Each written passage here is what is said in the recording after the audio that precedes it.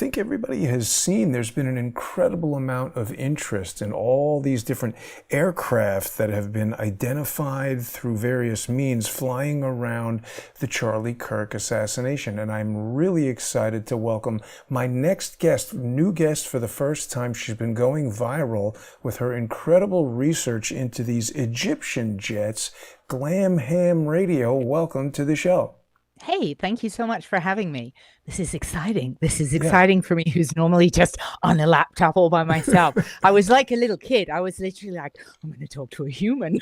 But like, I think really, a lot of people, I think, did see you. Like I said, you've been going viral. You've had a couple of videos. People can follow you on X at Glam Ham Radio. And tell us just a little bit about, first of all, you know, your expertise, how you found all this, and what it is that you found. Because when you mentioned Minot Air Force Base, I don't know if you know this, Glam Ham, but that Air Force Base, you pointed out how it's involved in the nuclear triad, and it's one of the most sophisticated Air Force bases. There's a tie-in to the Son of Sam murders with Minot Air Force Base. But I don't know if we'll get to that today, but it's an important aspect of your story, isn't it? wow. Well, it certainly Minot is, you know, that is the through point that both of those planes came through. And I want to clarify as well, they were on the civilian side, which I didn't initially know. And then I really zoomed in on the KML file and was able to see they were on the civilian side, which is a stone's throw from the Air Force side and still has heightened security because of its incredibly close proximity to what is a vital nuclear command center for the United States. That's amazing. So now, before we get too deep into the details there, how do you know about all this stuff? Like, first of all, ham radio, everybody has heard of it. It's not, you know, I've got it pictured with the ham on there. Does it stand for something? Why is it ham radio? Yeah, very good question. Something that nobody really knows the true answer to. But the best working theory that I have is that it goes back literally from the days of Morse code, when you'd see all the World War I and II movies of the da da da da, which I've got. Whoops a daisy. Oh, I drop a lot of stuff. I should probably tell you that. I've had like eight hand surgeries from being a writer, and I drop a lot of stuff. But I just got this really vintage, cool Morse code key. Wow. I'm not proficient on Morse code yet, but I'm working on it. And so these straight keys, this is paddles and this is a straight key. And they say that ham radio came from the calling somebody ham-fisted from doing the Morse code. So, but nobody really knows. So I thought it would be like high amplitude modulation or something. No, that would be a very good guess, you know. And there's even people who speculate that it's the three surnames of people who were important in ham radio, but I don't believe that it is. I think it is the ham-fisted. And there's some expressions ham radio operators use that I just delight in, all this like nostalgia of everything. When you're having a chit chat on the radio, like right before I had this, I made a contact or a QSO with the maritime net, and I'm talking literally on a wire hanging from my tree out in Los Angeles to a guy in Atlanta. And like, that's the magic of radio, completely off grid, and all my radios are on batteries and stuff. Wow. And we had like a brief little chat, and ham radio operators call that rag chewing, which is crazy bizarre. And the reason that they call it that is from the old-fashioned days where you had the telegraph wires wrapped in fabric. And if you had a long conversation, the fabric would fry, like it would start to, you know, catch. Crackle. And so they call it rag chewing. Wow.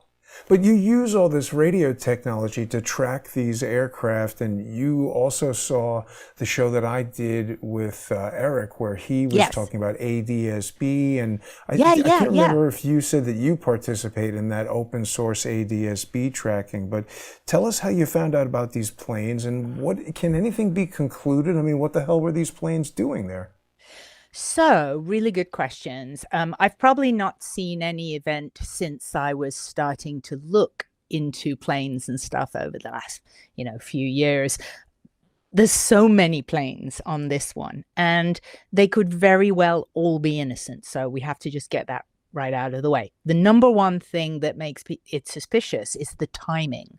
So this poor guy in Utah who has the private jet N888KG. Now, I debunked that straight away, like literally the next day after that. Somebody put it on X saying this guy turned his transponder off. And I went straight away to look it up. And I know I've deviated from how I got into this. So I promise I'll get back to that. Okay. Now I'm all excited because you brought up ADSB. And I love ADSB. So this one, you see, I went to look it up straight away. This is really easy to debunk. I mean, the fact that you can see, even on flight radar, I know where they got the wrong idea. So I do understand how you could make a mistake. It's not that anybody was dumb or anything. On the flight radar, it's got, the wiggly line of the flight track, and then it goes flat. Well, at first glance, you might think, oh, they turned it off, but they didn't. They landed. And they just didn't stop transponding.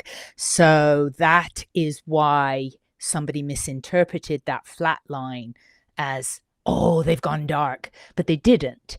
And I even went deeper. One of the things you can do, and everything available information, like I don't have any special sources or connections. I'm a little hermit with my apps, and ADSB, and I've got the lay of the land there with how you look up the military ones and stuff. But it's anybody right now who doubts this, what you can do, because I have people giving me a hard time. Literally, I've presented the facts, and but people then they'll just say like, you're a spy. You're part of the cover-up. They say, somebody today went, oh, I guess you got your $7,000. And I'm like, oh, yeah, you must be holy Mossad. smoke. Holy smoke. Like, I literally have shown you the proof, but the proof isn't enough for you, But what you can do is you go to flightradar.com. Anybody can do this, and you just type in N888KG. And on the right, most people don't notice there's little downloads that you can get. And if you download that one that's called KML, it's going to be a tiny little text file. And you go to Google Earth, if you download and have the app Google Earth, again, it's free. And you just import that KML file. And you will see all of the pings that aircraft did. And you will see there was no time the aircraft wasn't pinging. And I debunked it immediately. And people were like, no, it did. And it went here and it went everywhere. And it's like, and then the accusations started to come out. And I mean, I love deep diving into stuff. So I looked into Derek Maxfield, and, I'm looking into his wife and seeing what their charitable organization is, which is a sort of a recovery for victims of sex abuse. And I see that people are accusing them of donating to some sort of a Jewish organization. So I look into that person, and that person had written a book and was the victim of sex abuse.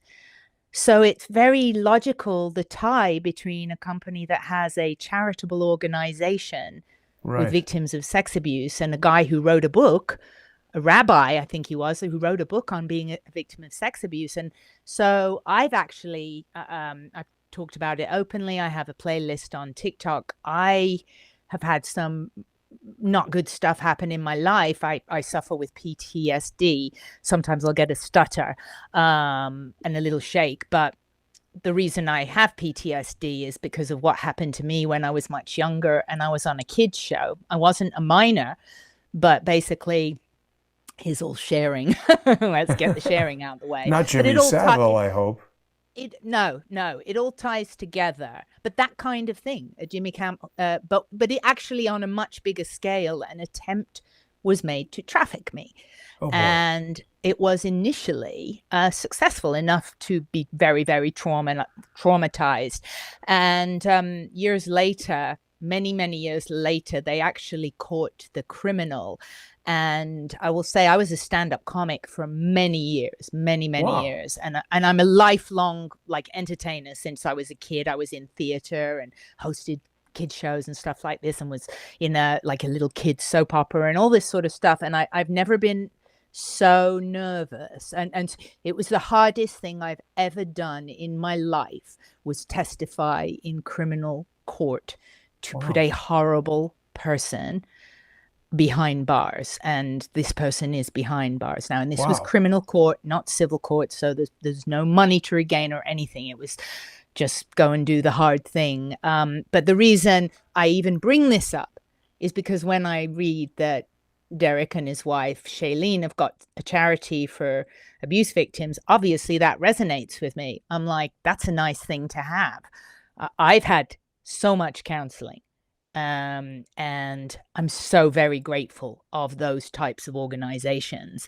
And then when I saw about the rabbi, that he'd written the book, again, men are victims of SA, and it doesn't get talked about, or doesn't get talked about nearly as much. So again, I was like, well, it makes sense. They might then donate to him. Who knows? But I certainly didn't see anything horrific.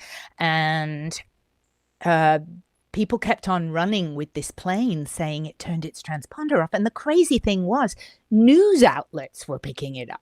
Yeah. And I'm like, do you not have anyone who bothers to look into these things? Like, literally, do you just print and not even check if this guy did turn his transponder off? And poor old Derek Maxfield, who I don't know, I have nothing to do with, but he didn't help himself, because his explanation that he made was kind of convoluted, and I think it wasn't clear as it could be. He really should have just said, we did not turn our transponder off. The terrain as you approach Page knocks out signals. The airport can't hear you anymore. And that's it. Like, that's it. So there was no turning off the transponder, but the airport wasn't able to hear him, and that was normal, a typical approach for that airport. But you know what, Glam Ham? I think a lot of people don't understand, like, I don't know how much you've been involved in this type of viral TikTok. I mean, you've got a big TikTok channel and everything, but not everybody knows that you get this kind of backlash when you start dipping your toes into the internet. And there was a lot. See, there are also people who want to fuel this kind of controversy around somebody like Derek and his plane, because one of the first things that came to my attention when this happened, when Charlie Kirk was murdered, was this U.S. Army Hades jet, which you've also reported on. And so this was brought to my attention by John Cullen. Speaking of internet kerfuffles, a lot of people are saying John Cullen is missing. I've been accused of having him assassinated. That didn't happen. He's not been assassinated as far as I know, but John brought this ISR jet to my attention. And as you're saying, this thing can be tracked through ADSB data, through public data. There's no doubt that it was there. And it is an asset of the U.S. Army. It does drop down to a really unusually low altitude, very low airspeed, almost at stall speed, frankly, almost like a dangerous maneuver. And it's there's like no logical explanation for why it would do that. It goes there before the assassination. Oh, wait, you have a logical explanation? Well, I somewhat do, yes, because of what Hades is. Like, I mean, it's all about reconnaissance. I mean, you know, so one of the huge things, I mean, there's a few things that are huge burgeoning in the military, obviously drones, like it's all unmanned aircraft. So what Hades is going to do with these Bombardier 6500s is kit them out to deploy drones. Right. Which makes sense. I mean, it's very logical. Is it Bombardier or Bombardier? I thought it's a French name. I might have said it wrong. I don't mean to criticize you. This came up with... I can't remember how it's spelled. As a Brit, we might say it different as well. But hang on. So you're talking about drones. And when I say there's no logical explanation for it, I mean, other than being there to do something sinister relative to Charlie Kirk, deploying drones a few miles away from the college. Hang on a minute. I didn't say they deployed drones. I said the Hades program. That's one of the elements of the Hades Yes. program. And this plane, N1098L, I believe it is, it has been brought in as a pilot trainer for the Hades program. So this dipping that it's doing, I went immediately, because I mean, it is a crazy dip, and I calculated it to be between 200 and 300 feet above ground level. So when you go to flight radar and you start to get into this tracking, you're going to see the high numbers of the barometric altitude, like 6,000, 7,000 feet. And you're thinking, well, that's not close. But then you have to deduct the elevation of the ground. Right. And then that's how you get your true height above ground level, approximately. So I went looking immediately on flight radar. Now, that immediately does suggest it is not nefarious, the fact that you can track it on flight radar, because things that are more of the classified or black ops type stuff are not going to have their transponders on. Or if they do, they might be spoofing as another aircraft entirely, which I've seen on some of my other stuff to do with balloons. But don't they need to use the transponder so that they don't crash into other jets, particularly if they're flying low like that? Well, remember that military get to fly in special restricted airspace. I lived and worked on an Air Force base, and so when those jets are flying around, there's not civilian aircraft casually crossing through where an F-18 is flying through, you know. Now, here's a cool bizarre thing though. Minot, since we were talking about Minot, just not that long ago, had a near collision with a civilian aircraft and a B-52 bomber, because, I mean, this is how small airports, even the Air Force base, was like, they had not been told there was a civilian aircraft. It was a Delta plane. You can look it up, like Delta plane, near miss Minot Air Force Base. I mean, how terrifying. And this Delta commercial, the guy had to do a hard right because he literally saw a B-52 bomber coming that was going over a fair. Yeah. Is that what you're looking up now? Yeah. Well, yeah, no, that's of course, it. Loss of separation. That so accident it's interesting in that D.C. was Yeah. Oh, that was terrible. I mean, that was terrible. But that helicopter, from what I saw, was going below the legal FAA flight limit. Like, it was, from what I saw, it was flying lower than it should have been flying.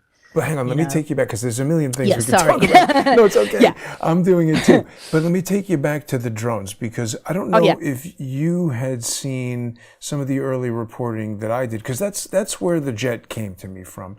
I had just gone looking for video footage of Charlie Kirk, and that brought me to Adam Bartholomew. Did you follow all of that early stuff where I had found images of things that I thought were drones? We had Adam Bartholomew, who is... Oh, right. Yeah, I've seen these footage where they don't, some look like birds and one doesn't. Well, three don't. Okay. And the thing that brought my attention to this is that Adam Bartholomew is a guy whose son goes to this college. He's live streaming the event, and then 1 second before Charlie Kirk was shot, his live stream cuts out. And it just seemed so coincidental to me. And when I called at him, because he had a live stream that cut out, and then he had an 1 and 9 minute video that included it. And I asked him how this all occurred, and he explained it to me, that not only did his live stream cut out, but the internal card on his wireless camera stopped recording. And I just felt like it really sounded like an electronic exploit. Yes, the only reason he had this video was that he had a triple redundant system where he had a wired network on the wireless camera where he was recording to an iPad. So he had this 8 gigabyte file that he agreed to send me. And so I went through the video. There's the shot right there. And I was just showing, we had bugs, we had birds, and then on his 8 gigabyte video, about 30 seconds after the shot was fired, we see this thing comes and flies out. You'll see it in a second here. And to me, it looked like a drone, because birds, in my experience, don't generally fly to human chaos and gunshots. They fly away from that. They hang out in the valley where there's a lake and fish and stuff that birds are interested in. But this thing comes out and it does this really near perfect orbital flight. Now, I realize it's wiggling quite a lot, but I do believe that that is just due to video compression, and I've blown it up a lot. I don't think it's flapping wings right there. And then this one's really strange, because watch this. Oh, no, sorry, not this one. It doesn't look like flapping to me, and it doesn't look like a bird. We've seen a lot of other videos of birds on this camera in this scenario, and they don't look like that. This one's really suspicious to me because it appears to be emitting smoke right there. Now, some people have said, oh, that's MPEG compression artifacts, but I don't think so. This comes from a 15 megabit per second video, which wouldn't have long artifacts like that, and they're not. It's behaving more like smoke than a video artifact, and I just have never seen a bird emit smoke. No. Then we've got this thing on the bottom that's shooting across, up, not flapping, going up very fast. How can a bird do that? I don't know. And finally, this one last extremely fast item goes shooting by, 4 frames, also moving upward, no flapping. And as you said, this ISR jet, it's doing reconnaissance. You want, while everybody's running around, running for their lives in chaos, you want to know, is the target eliminated? Well, also, it's a big tell to me is his live stream cutting out and his camera. Like that's like EMP stuff happening, like electronic interference. You know? I think it's a Bluetooth low energy exploit, because the reason this even caught my attention, I do a lot of live streaming walking around New York City, and just about 2 weeks before the Charlie Kirk murder, I was in Washington Square Park arguing with one of these police sergeants who I've been monitoring for several years, who always seems to be with certain crazy people at certain crazy times. And I walk away from Sergeant Mottola, and this idiot 20-year-old kid comes up to me, mumbles some crap, looks at his phone, and my live stream cuts out. And I knew this kid did it. He was wearing a heavy backpack, and when I interrogated the diagnostic log in the phone, the app crashed. And I found that when I went back over to where this kid was, he was hiding behind the police. And I said, Mottola, what's in this kid's backpack? And the police sergeant starts cracking up. He says, probably his lunch. It's like, I don't think so. And the cops knew something. This guy was using some illegal exploit. He's working for the cops, so it's not the cops. So if I ever get them into court, they can say, oh, we don't know what this kid is using. But there's all kinds of electronic radio exploits 100%. like that, right? Oh, 100%. I mean, RF frequency, I mean, radio frequency, it's so strange and potent. When I go live on TikTok, I have to unplug an air fan from the wall, because if I transmit on my radio, it turns on the fan across the room. So, and this is not even linked to, this is plugged into, you know, batteries and stuff. So, I mean, radio, that's how you open, ultimately, this is how you're opening your garage door. Right. And people wonder why you need a ham radio license. You can do what you're talking about to a pacemaker. Ooh. Right? Whoa. Yeah. So everything is a frequency. All of this wireless stuff is a frequency. So that's why FCC has their frequency allocation chart. And people talk about being given a hard time. The biggest hard time I had was when I started to promote ham radio as a great hobby, which it is, and why you need a license. And I got this huge backlash of the air is free. God owns the air. I don't need a license. And it's like, yes, the air is free, but when you transmit, it's like the roads, right? You drive and you get a driver's license. Right. Because you can hurt someone. Right. You could, if you don't get a driver's license, you could run a red light and hurt yourself and other people. You could run people over. It's exactly the same with radio. Wow. And when you get licensed, you can use very high power. You can use up to 1,500 watts in the United States. In Canada, you can use 2,250 watts. These are enough to really hurt or unalive someone, you know. What do you mean, though? Just shoot somebody with radio waves and that can... Well, for example, if somebody's touching the antenna or leaning on an antenna and you transmit, or there's just the wiring, just working with that level of RF, but you can easily interfere with a lot of stuff. What about brain waves? I mean, that's brain waves is your, your low frequency alpha and the theta. Whoops, sorry.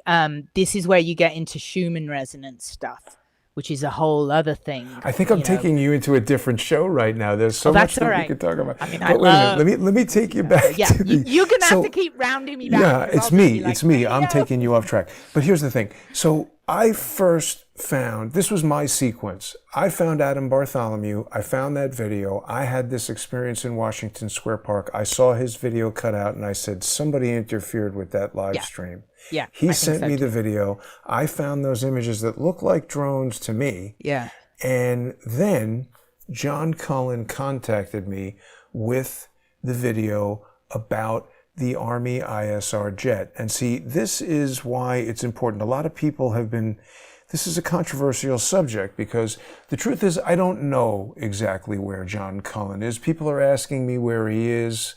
I could tell people where I believe he is, but I know he wouldn't want me to do that because that would be doxing his location, etc. There's a whole thing that's also a separate show about why he and I aren't talking anymore, but it was a little bit unusual that he contacted me when he did about this ISR jet. And the video about the ISR jet was made by another guy who I don't know that well, but who has been remarkably dedicated to trying to thwart my reporting on the Charlie Kirk assassination. So like you said, a lot of people come at you when you talk about certain things. And so this story about the guy Derek and his jet, it seemed like a distraction to me. The Egyptian jets, however, seem more important because they're on this military base. They're military jets themselves. You've identified all kinds of details about them that are irregular. Tell us about those. Well, as I say, the clarification, I feel it's unusual. They went through Minot, but there's Minot Air Force Base, and then there's the Minot International Airport, which is a tiny airport, so it's quite funny that it's international. No offense to Minot or anybody who works at that, but it's like a small airport. And so the Egyptian jets went through the civilian side, which is very, very close and still completely controlled airspace because of the proximity to, America's nuclear command center. For people who don't know, your United States nuclear triad is the air, land, and sea. Well, two of those are at Minot. You've got the air and the land are at Minot. It's really significant base with like incredible, you can imagine the hardened comms they have there, which might come into our conversation. And it's odd because there's so many other Air Force bases that there's so many other places that the Egyptian jet would have landed because it wasn't just a normal commercial jet. Also, it's a state jet. Like they could fly the president, that's not a normal plane. It's going to have hardened comms, I'm sure, or maybe it was getting kitted out with hardened comms, which is why it was going to Duncan Aviation. And so I sort of did my own research, and a lot of it is in real time. So I'll learn things one day and post, because you can't just be on the computer 24/7. It's like you have to stop and have an endpoint and put a video out. So I did my one video about the planes and stuff, and then I found out about Duncan Aviation and researched into that, which looks an amazing company. I mean, it looks an awesome company, and they do really major stuff like your DoD contracts. These guys would be putting all kinds of fancy tech, not just into American planes, but into allied planes like Su-BTT and Su-BND, these Egyptian state planes, because the Egyptians train with the US military. So there's like a kinship there. And America, my research is that they would never sell actual nuclear sort of weapons to another country, but they do sell nuclear adjacent technology, is what my research has shown. Do your own research. Take this knowledge on an as-is basis, because I don't want to get into trouble. But my research shows that all these companies, like the one you are looking at right now, so they're putting in really fancy tech. And when you start to go to the client list, the one thing, because as fast as I'll debunk myself, which I don't mind doing at all, I always find something else. And here's an interesting thing. I don't know if you know this, and I want to preface, because this is a big thing I'm about to say, but I really want to preface, there is absolutely no indication of any wrongdoing or connection to the planes we're talking about. But while I was researching, like, why would these jets be here, the Egyptian jets, my most logical explanation is, I think, and this is my speculation, why go to Minot? That's a nuclear base that's got this probably the best like hardened comms in the world at this Air Force base, right? Maybe they're picking up some tech, because they were only on the ground quick. One of them was like 58 minutes, which is really quick. So it's like, well, that's a good time if you just need to pick something up and get some papers, because foreign jets also need a lot of clearances and approvals. You can't just go landing near a military base and near a nuclear command center. Yeah, you wouldn't think so. Yeah, so maybe they got some like boxes of comms that's American technology, defense technology. But would they dust off that quickly? Doesn't it seem well, sort they could of do. mission? Yeah. Well, I mean, the mission could be literally picking up stuff, you know, and I don't think it was I don't think they'd need to refuel, because they flew from Paris. So there was no refueling from Paris to Minot. So you could have just gone straight to Provo, but of course you can't, because you've got to have some government clearances when you're a foreign state plane. Like, isn't Minot, you know, it's in North Dakota or something, isn't it? Yes. Yeah.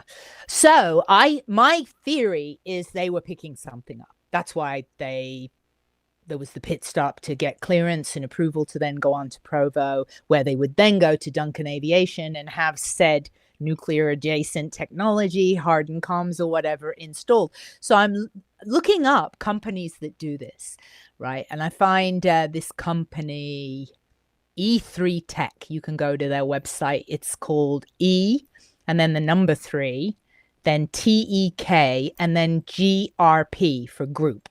E3 Tech Group. And the founder, and they do the exact type of tech. Again, zero evidence their tech was going into the Egyptian planes.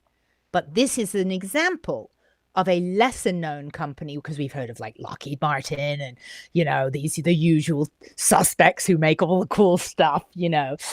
And exactly, you're looking drone defense, EMP defender, like this is, and you look at their client list is huge. You've got like Raytheon and all these people. The CEO of this company is Erica Kirk's mother. Ooh.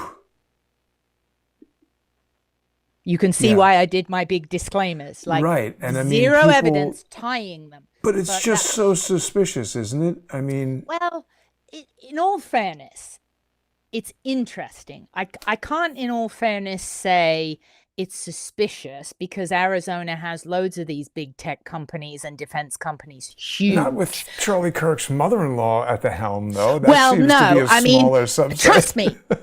Trust me. When I saw it, my mouth dropped open. Like literally, my jaw dropped open. I was like, and you know how I found out? Because I want to also cover myself.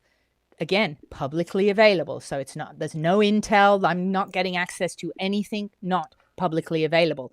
People Magazine, you can Google People Magazine, Laurie Fransby, I think that's her last name. And the article will pop up. In the article, she is cited, it says she founded multiple tech companies after working with General Electric. And in the article is a hyperlink. And I simply clicked on the hyperlink. And when it opened up as her, I was like, oh my gosh, you know, like it just, what it does say, like this is all again, that's that's a provable thing, is it shows that her mother is in this space, which I mean is a pretty elite defense tech space. It says it on her own LinkedIn. She admits it. Right. And which again, if it was covert, would she really have it on there? I don't think so. You know, would she go into an article? Maybe it's hiding in plain sight. But it's just super strange. Let me ask you this. It's a big notable thing. It's very notable. And a lot of people have been hearing about these Egyptian jets from Candace Owens. Yes. And has she brought anything to your attention that you think is important to discuss? Like, do we know what Candace said these Egyptian jets were following Erica Kirk. Now, if they're doing something, which we don't know if they are, but if they're doing something with her mother's company, why are these jets following Erica Kirk? Have you been able to corroborate that? Have you looked at that at all? And again, just in all fairness, because I always think of it, I know she's the mother of a very high profile person right now, but it is kind of innocent and proven guilty. It's a crazy connection, but that doesn't mean she's done anything wrong. Right. So I'm learning myself, like, because your mind goes, oh my God, I found it. You know, this is the missing link. It is quite crazy. But you can't do that because that's very unfair, because you're judging people who aren't there to defend themselves. You're making assumptions. So I can say, so I've been watching Candace. Some of them I've missed because I've been really busy. And actually, one of the reasons I was busy, I went to Utah and I went to UVU. I just wanted to go myself, and I toured UVU, spoke to as many people like on the grounds as I could, took a ton of footage. And I know that I've on my TikTok, on my TikTok, I have a link playlist. It's the one UVU Charlie. Just keep going down next to the radio. There you go.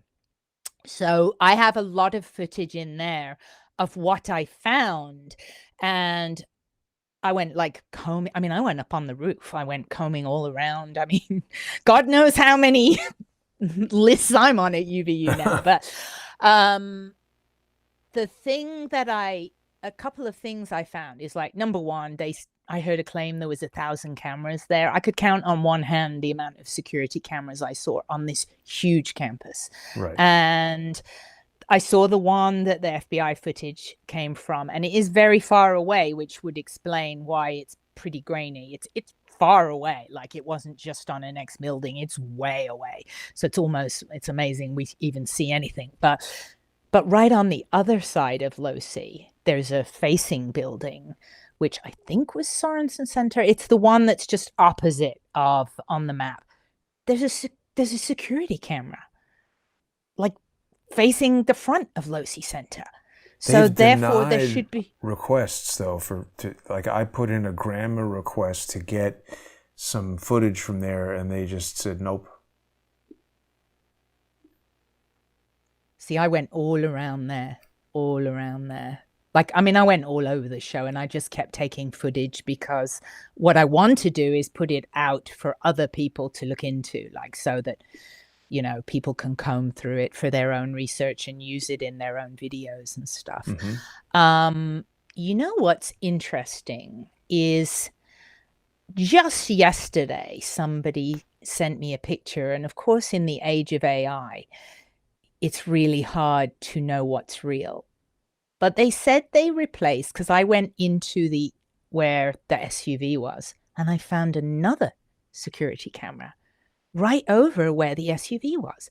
Like, all this big conspiracy as well. I'm sure you've heard of, oh, he's still with us, which is, to me, quite horrible, because it's like denial. I definitely don't believe that, and I think it's very cruel for the family and his children going to school. And quite silly, frankly, I think. We saw him on video. I mean, it was a horrific death. Yeah, it was horrible. Yeah, and, it was horrible. So you've mentioned you're in the entertainment industry. People who watch Crowdsource the Truth know that I've been in the movie industry.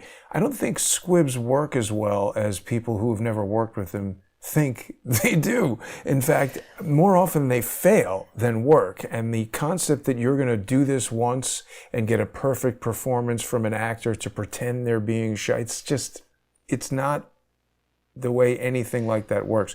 Charlie Kirk was shot on video, and it looked like somebody turned on a faucet and he died right there on the spot. I agree with you. I find it disrespectful for people to be like, oh, it's all fake and made up. It's like, what are you talking about?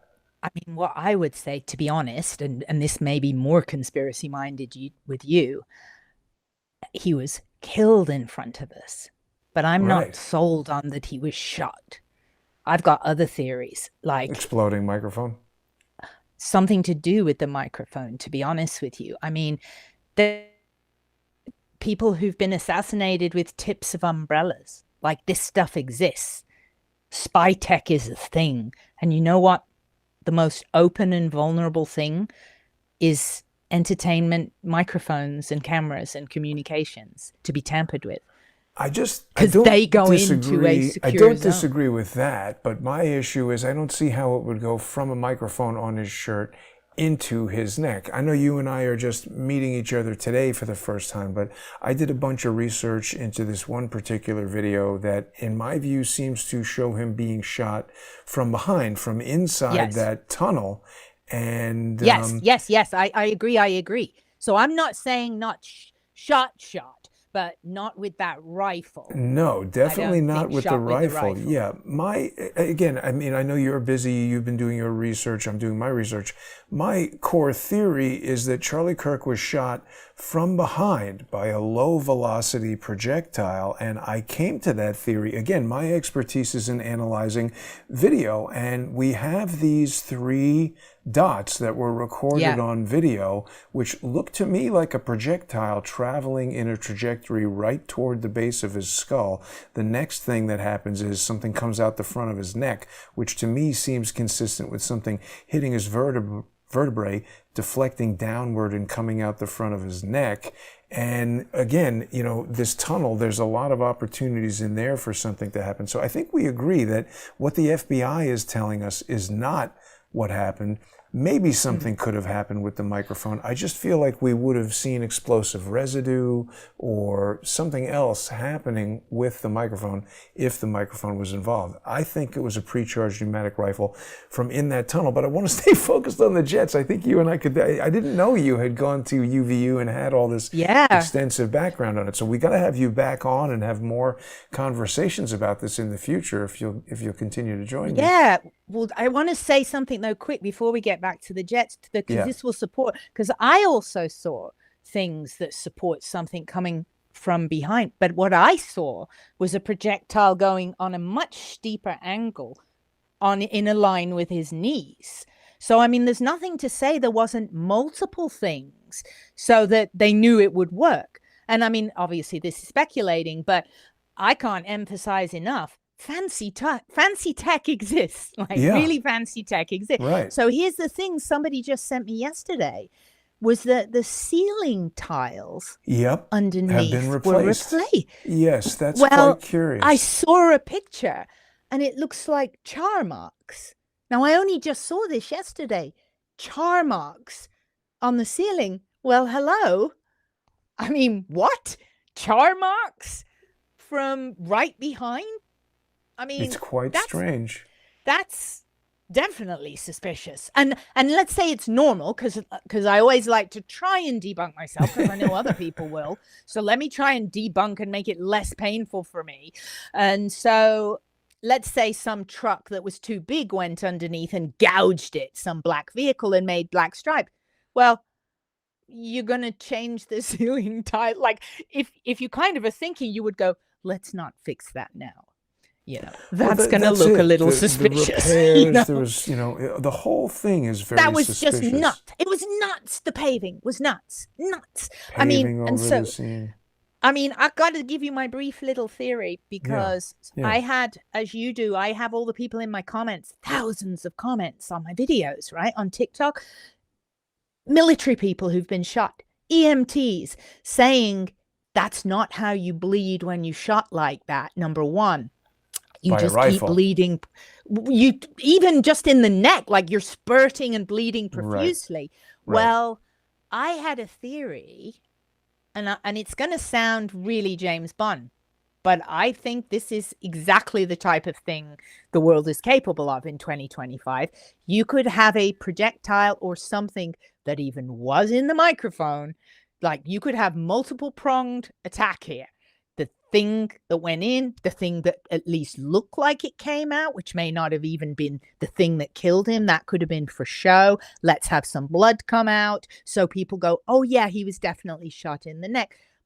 I think there might have been a coagulant involved. So you get just enough blood, but within like 30 seconds, he's not just gush, gush, gush, gush, gush. I mean, I saw the arenas coagulate that quickly. Yeah. I mean, we're getting far afield here. I'm going to take you back to the jets, though. So these Egyptian jets, I'm just trying to understand, how do all of these jets, because we've had Eric found the turboprop thing that definitely took photographs. He's got the photographs.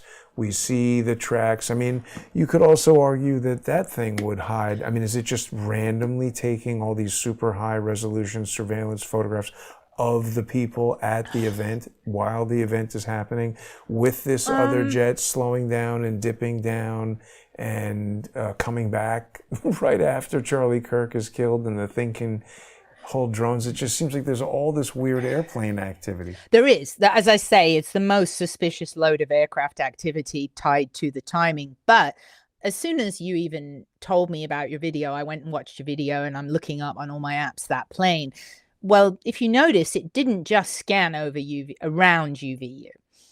It went on a northern trajectory and did the racetrack or lawnmower pattern up there, which is classic surveying. Now, just like our Egyptian planes, here's where it's the coincidence thing. So the Egyptian planes had not been in Provo out of 365 days that they show up on flight radar, which is all I can look at. The only time SUBND arrived in the United States, May 23rd. So people were saying, oh, they both were here, but well, they weren't. BND was here from May 23rd, and it left on the 13th or 14th of September. I've seen both because it kind of went over midnight. So some say September 13th and some say September 14th. It was a bit weird. The flight delay was 19 hours, which for, like diplomatic or foreign jet, what happened there? Why didn't it leave on time? Like 3 hours or whatever would be normal, but 19-hour delay was like, what was going on there? But the other one, BTT, those are my documents, which I shared for crowdsourcing so people could have that. So BTT arrived on the 4th of September and left on the 10th of September. Now, here's something else I had found, another coincidence. It fired up and left at 7:08 a.m. on local time, 7:08 a.m. on the 10th. Within 2 minutes of this time is when the Hades jet also took off. It's weird, right? For its leg, which ultimately would do the second post-assassination dip, exactly in line with UVU. And I pulled up the KML file. I literally I mean, I'm staying up ridiculous hours. I'm like dotting along that KML to look at all the altitudes till I find the lowest one. I do the trajectory from the lowest one to where Charlie was sitting. I've got that marked, literally zoomed in on that where he was sitting. And it's like 2.5 miles to 3 miles. Each one was slightly different. I mean, that is close. That is really close. And the angle is like very close to perpendicular as well. It's not Would like that be significant for radio transmissions if they're receiving information from drones? I mean, that's what I'm thinking. Or sending. Right. So, and I want to be clear as well. So I'm not saying there was drones, but this plane is in line training pilots to deploy drones. So we certainly can't rule out that there may have been drones, but I don't think, the reason I say I don't think this was covert, this is on flight radar. This isn't even hidden. The military can do like LAD and all these things where they don't show up on flight radar. They only show up on ADSB. I mean, this is so public.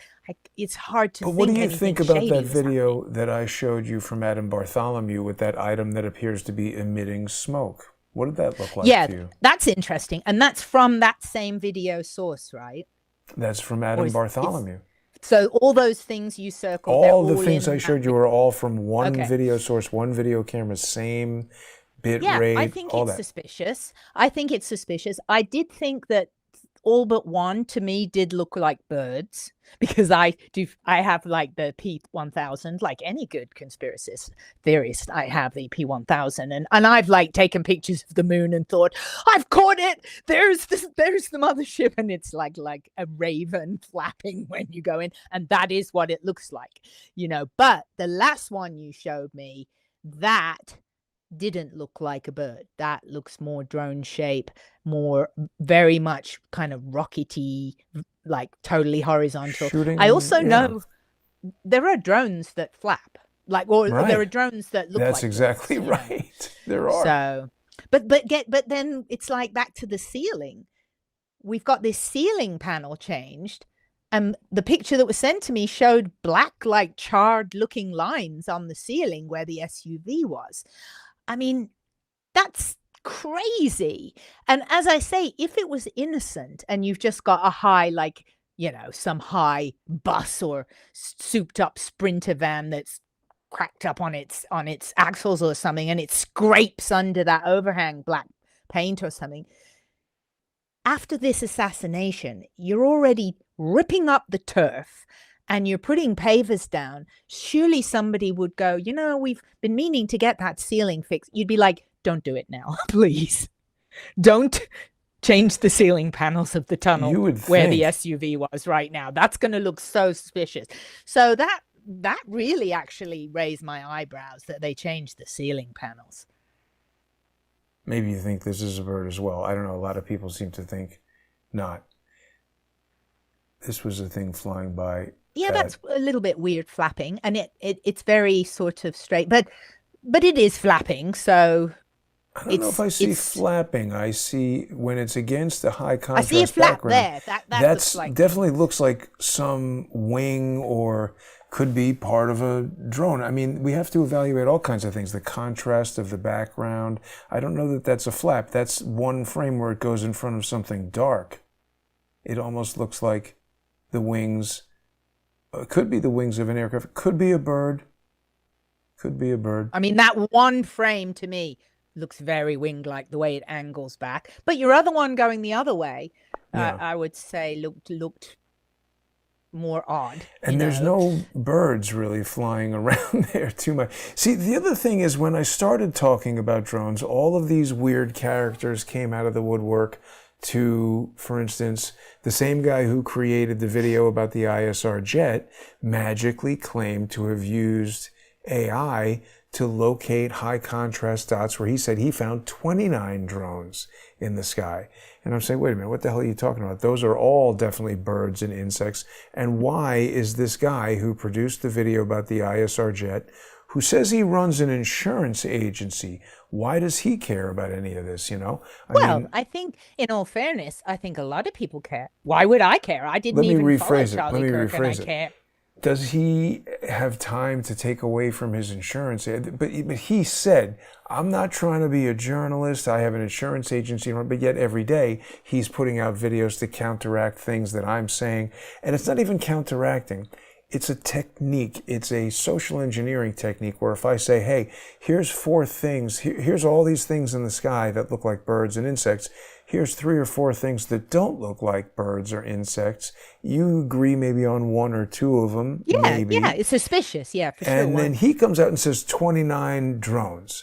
And he contacts the same guy that I contacted. And he's out here trying to counteract all the things that I'm doing. I'm just saying it feels to me like someone is saying, get on that story and mess with it. So if somebody came out tomorrow, some other woman in a room with advanced radio equipment came out and started saying the opposite of everything that you're saying, and you knew what she was saying was false, wouldn't that seem weird? Wouldn't that seem like a counter-programming operation to dissuade people from listening to you or confuse people who aren't radio experts so that they can't tell who's saying what? It's putting noise into the signal. It is, but it depends on what his source is. Like, does he have an insider who has some cool tech, that can analyze? He said he used AI, and I asked him, all right, explain how you did that. Yeah. And he said, frames, ChatGPT. And I said, okay, recreate that. And he said, I'll do it anytime on a Zoom call. And then he called me a Jew and kicked me out of a Twitter space, his friend called me a Jew and kicked me out of the Twitter space. But the point is, ChatGPT cannot do that. I don't doubt that some sophisticated military AI could do it. And somebody did it because the guy produced a list of where each one of these dots was to the second. That was a difficult task in and of itself. So I have all these questions about how did he do that? I went through the list and identified every single one of the dots and zoomed in, made them, 2,000% bigger and said, this is clearly an insect. This is clearly a bird. How did he get that list? Why did he lie and say he used ChatGPT? Why is he going to the same person that I got the video from that I think I saw an electronic exploit happening? It feels very much like the thing that somebody who doesn't want you looking into the ISR jet, who doesn't want you looking into drones that could possibly deploy Bluetooth low energy exploits and disrupt live streams, because there was another person there doing a live stream to TikTok. I have never spoken with this person, but she put out a video where she says 12:22 and it shows Charlie Kirk talking. Then she's got a sad face. It cuts out and it says 12:23 and she says, why did my live stream cut out? So we've got two examples that's really of live streams. That is completely suspicious. I mean, if you want to, we might as well speculate. So let's look at the most innocent and the least innocent. The least innocent, the plane is training pilots to do approaches. Somebody was giving me a hard time going, I've watched this guy failing to land. I'm like, this isn't an attempt to land. They're not trying to land. In the middle of a lake? I mean, it's on an approach to the airport. They are all on an approach to an airport all over the country. I saw them. It's always on an approach. So this is all telling. What are they doing? Are they pinging information to an airport? Because you can send information in packets. You're not just necessarily receiving, which a huge thing going on now is planes capturing people's cell phones. Right? Like you can fly over a crowd or a protest and just capture all of the cell phones and boom, got all those IME codes, I call them. But so that's part of, I'm sure, what Hades is doing is they're going to be able to scan and not only scan in, they'll be able to scan out. They'll very likely be able to ping out disruptive energies to disrupt other comms. I mean, that's a huge thing, right? In the military, that's a lot of what anti-missile is let's mess up those radio frequency areas so the missile gets lost. One of the things I'm sure HARP is a part of, right? You fry the ionosphere, make it like a reflective mirror. Well, you make it very difficult for a missile to come in on some RF trajectory if you're reflecting all over the show, so that's another thing that's interesting. But wasn't its low pass, wasn't it right over the lake, Utah, not the airport? No, it's on an approach. It was, let's see, hang on a minute, it was either after one of them goes down before and one of them goes down after, but the point where they're doing the dip is on that straight trajectory, not the loop. Even in my video, I took the both and overlaid the both planes, the one in the morning and the one 25 minutes after Charlie was shot. And the line that the one goes like a loop, the other one goes off on the side, but the part that's the common denominator is where they both did that dip. You can't even see the two flight lines, that they're laid over the top of each other. And they both did the dip there. One on the way this way going north-south and the other one south-north. Wow. Well, listen, So we got to get back yeah, to the incriminating thing. What's the yes, worst? So because we said the most innocent is their training. yeah, The most innocent is there's no tech on the plane. There's a pilot who's nervously like, man, I got to almost hit the ground and then not, which is what they're doing. They're literally almost hitting the ground and then they're not. So, and they're doing this all over the country. The timing of Provo. So just like with the Egyptian jets, in a 1-year period, the only time that they were in Provo is over this window, the two together. The only time in the whole entire year is September the 4th to the 10th is when the both Egyptian planes were there. Mm-hmm. But again, doesn't incriminate anything. It's just the crazy timing. Then you've got the Hades jet coming down and it's been all over the country. I heard someone say it had been to Provo early in the year. At the time, I only had time to look up all the flights it had done in September, and it was at lots of bases and not Provo. But it was doing this exact maneuver, which shows this is a mission maneuver. But the worst case scenario, so if you're putting your conspiracy hat on, well, what's the worst case scenario? It's already tricked out with Hades tech. It's doing crazy stuff. It's deploying drones, and those drones can do all sorts of nefarious things. They can head straight over 2.5-3 miles away. They can RF blink out people's live streams. They can mess up camera footage. They can scan all of the IMEI codes and frankly probably get into all those phones and disrupt, take information or take video footage from it. Who knows? We don't know what the capabilities are, but we know they're pretty fancy because this is national defense, military stuff, right? Yeah, it's military stuff. So, and maybe even some sort of weapon deployment or explosives or who knows what, but most likely not that, because this is on flight radar and they're doing it around the country, and they've been very open about what Hades is. So the fact that we're two civilians are casually talking about what Hades could do isn't exactly reeking of it being some black ops situation, Fair enough. It's still crazy timing, 100%. Yeah. I'm on board. The amount of crazy timing, you've got your new one that your friend Eric had that just happens to be going over Provo. Again, right. I pulled up his flight logs for a year. And again, the only time in Provo is that batch of flights over September 10th is that only time but you see how he does a north lawnmower as well. So that's a big lawnmower pattern. And it's not like he only was over UVU. That's a big This is an pattern. Air Force base as well, I think, or some kind of base. I believe, Eric. But he was doing, I did notice the other flight logs that I was pulling up for probably whatever his other clients are or his other jobs that were in other cities were not these patterns. They weren't the lawnmower patterns. So he obviously does different type of stuff. But there's a lot of reasons that people can do these patterns, like literally as boring as utility companies looking for gas leaks. NASA's been doing these patterns, looking for minerals, because the number one thing in the country for national security with the military is we've got to stop buying the minerals from China.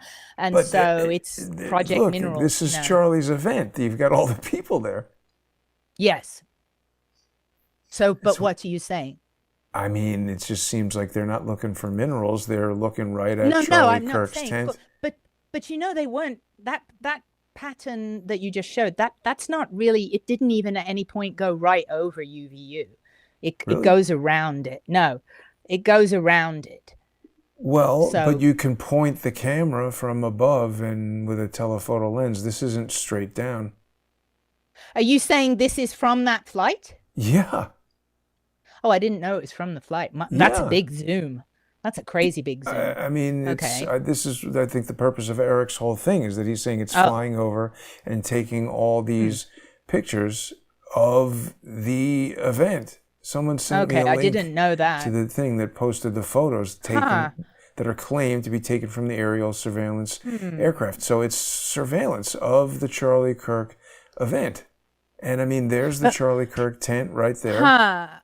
Well, the thing is, though, before you say it's surveillance, let's say they're taking video imagery, which, again, there are legit reasons to do this, looking at mapping of all sorts of stuff, these can be frames from that, which is, again, there's your coincidental timing again on, like, that's what I mean. There's like 5 planes. I think there was N88 8KG got ruled out in my books.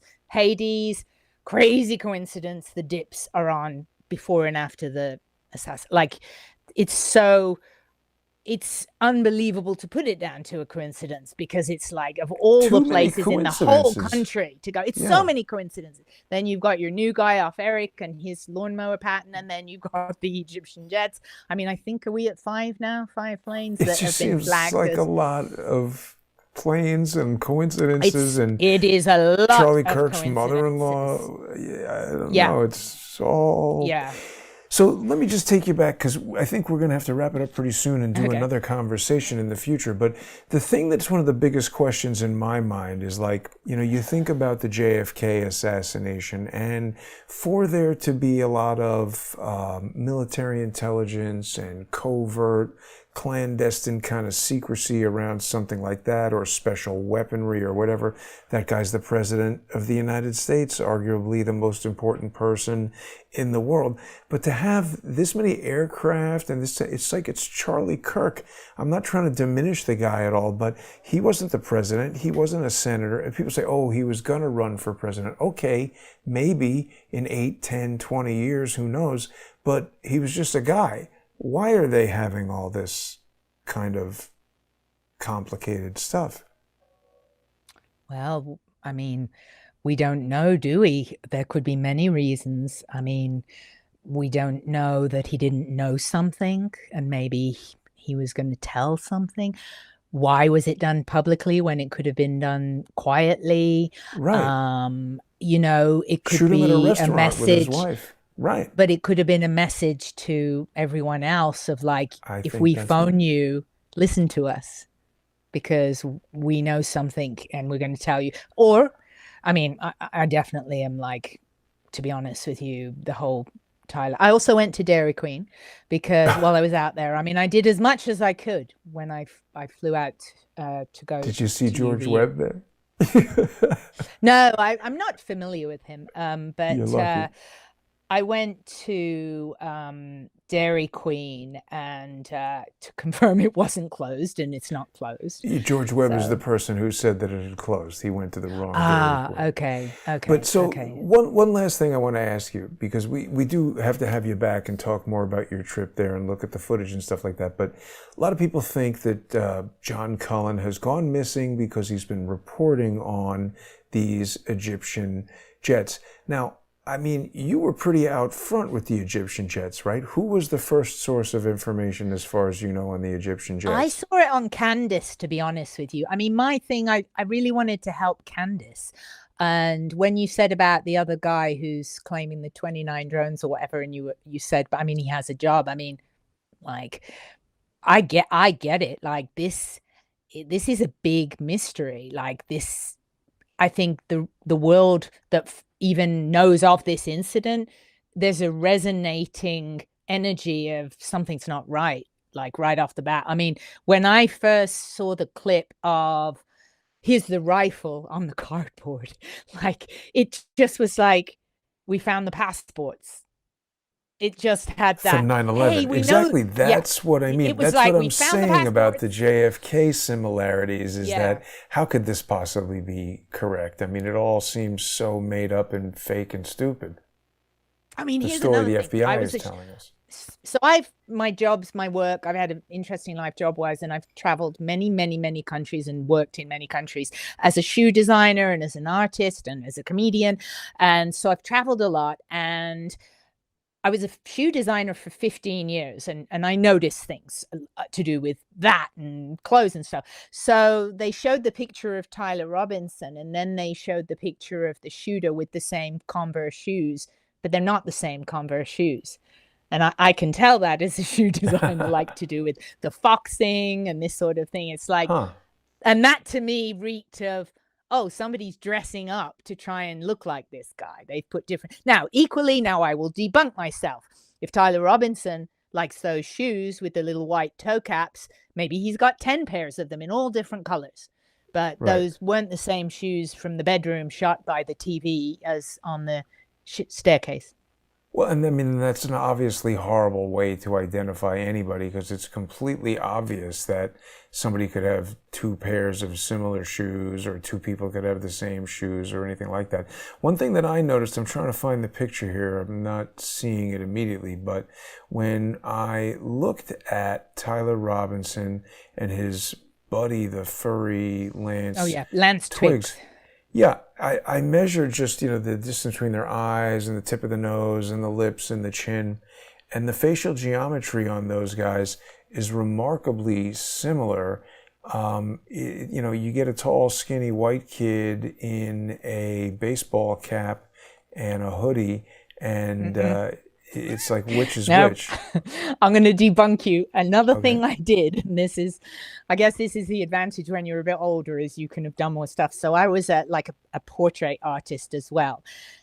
Lance Twigs is way too baby face. I mean, unless this photo's 10 years old or something, the guy in the picture didn't have this a sort of a super smooth face to me like Tyler does. It was an older looking face, unless they up-resed and the up-resing made him look older. I mean, how trustworthy is up-resing? I'm just comparing the shape, the geometry, the eyes, they the look nose, similar, the mouth. yeah. They look similar. Well, and I'm saying, if you eyes. put both of these guys, see, in my work in the movie industry, when you would be getting ready for the shot, you'd be like, wait a minute, this is the stunt double. He looks nothing like the guy. But then on camera, it works. Oh, because exactly. The people who are casting these stunt doubles know what aspects of the person need to look similar for it to sell on camera. And to me, this could be the lead actor and the stunt double easy. Yeah, I agree completely. He could be the stand-in. A stand-in, stunt double, exactly. Well, listen, Glam Ham, definitely agree with you there. Yeah, this has been a super interesting conversation. We were all over the place, but maybe we're both ADD. I don't know. I've been accused of that myself, but it's fine. I like talking like that. We go all kinds of topics. People should follow you on X at Glam Ham Radio. You've got YouTube. I'm Glam Ham Radio as well. YouTube, and frankly, everywhere. Follow me for sure, YouTube, because I get strikes up the wazoo on TikTok. Oh, yeah. My video on TikTok yesterday, I was gutted. It got 500,000 views and TikTok pulled it. Wow. Which is, and that happens. I mean, I was banned at 300,000 followers 1 year ago. Wow. And just up until, and that's why it's so annoying when people go, anytime I debunk something, people turn on me and they're like, oh, she's fed, whatever. And it's like, my account has been under threat of a ban. When I log into TikTok, it goes account ban warning. I have it on my phone. And it's like, I think if I was a Fed, they wouldn't have me under account ban warning. People don't want to hear truth. These truthers, a lot of them don't want the truth. They lock on to the conspiracy. And if you debunk something, if I say, well, the Hades plane actually has done the dips before, and this is a pilot training, and it is documented in biz jets of war that it was brought in, that tail number, as a trainer, a pilot trainer, then I get a backlash. Well, and by the same token, I mean, I saw Candace Owens did a show where she was talking about how, nobody is allowed to gain influence without being under some kind of control. And I was thinking, wait a minute, don't you have 4 million subscribers on YouTube? How do you explain that? So likewise, it seems like they could ban anything that they want, and certain things are allowed to gain a lot of influence, and other things aren't. So we'll just have to keep at it and keep trying. I also want to remind people they can sponsor Crowdsource the Truth by going to crowdsourcethetruth.substack.com or subscribestar.com or patreon.com/crowdsourcethetruth. We're going to have to keep looking into this, Glam Ham Radio. Thanks for joining me tonight.